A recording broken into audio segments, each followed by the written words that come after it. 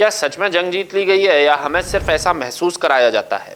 सुबह 5 बजे जब दुनिया सो रही थी तब अमेरिका वाले चाचा चौधरी यानी ट्रंप एक भाषण देते हैं और दावा कर देते हैं कि हम जीत चुके हैं। लेकिन जमीन पर क्या बदला? बमबारी जारी है, तेल महंगा है, तनाव वहीं का वही है। और फिर ये जीत कैसे हो गई? और अगर अमेरिका जीता तो बाजार क्यों डर रहे हैं? अगर ईरान हारा तो अभी भी जवाब क्यों दे रहा है अमेरिका? और अगर इजराइल जीता तो जंग खत्म क्यों नहीं हुई? या फिर असली विजेता कोई और है जो इस जंग में दिख भी नहीं रहा है? आइए जानते हैं इस रिपोर्ट में। 1 अप्रैल को व्हाइट हाउस ने ऐलान किया कि डोनाल्ड ट्रंप देश और दुनिया को संबोधित करेंगे। भारत में सुबह करीब 5 बजे जैसे ही भाषण शुरू हुआ, उम्मीद थी या तो जंग खत्म होने वाली है या फिर एक बड़ा सैन्य कदम घोषित किया जाएगा। लेकिन 19 मिनट के इस भाषण में कुछ भी नया नहीं था। वही पुराने दावे, वही पुरानी लाइन, हम जीत चुके हैं। ट्रंप ने कहा कि ईरान के खिलाफ युद्ध जरूरी था, अमेरिका और इजराइल ने मिलकर इसे जीता है और जल्द खत्म भी कर देंगे।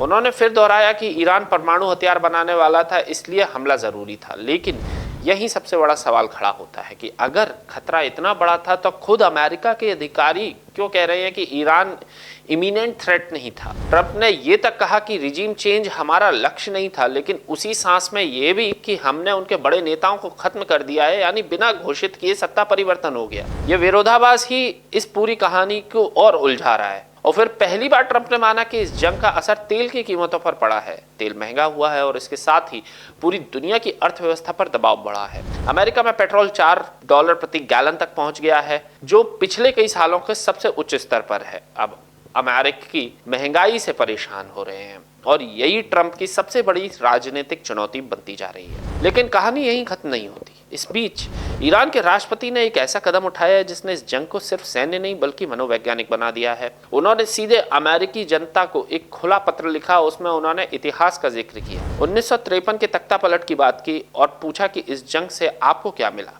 ये सीधा हमला था, हथियारों से नहीं बल्कि सवालों से। अब सबसे बड़ा सवाल है कि आखिर ये जंग कौन जीत रहा है? क्या अमेरिका, जैसा ट्रंप दावा कर रहे हैं? क्या इजराइल, जो लगातार हमले जारी रखे हुए है? फिर ईरान, जो अब भी खड़ा है और जवाब दे रहा है? सच ये है कि अभी कोई भी स्पष्ट विजेता नहीं है। जंग जारी है और हर पक्ष अपनी अपनी जीत का दावा कर रहा है। लेकिन इस धुंध के बीच एक नाम धीरे धीरे साफ हो रहा है, वो है चीन। जब अमेरिका, इजराइल और ईरान इस संघर्ष में उलझे हैं, चीन अपनी रणनीति, अपनी अर्थव्यवस्था और अपने व्यापार के जरिए चुपचाप आगे बढ़ रहा है। ऊर्जा संकट बढ़ता जा रहा है तो चीन की रिन्यूएबल इंडस्ट्री का फायदा उसी को पहुंच रहा है।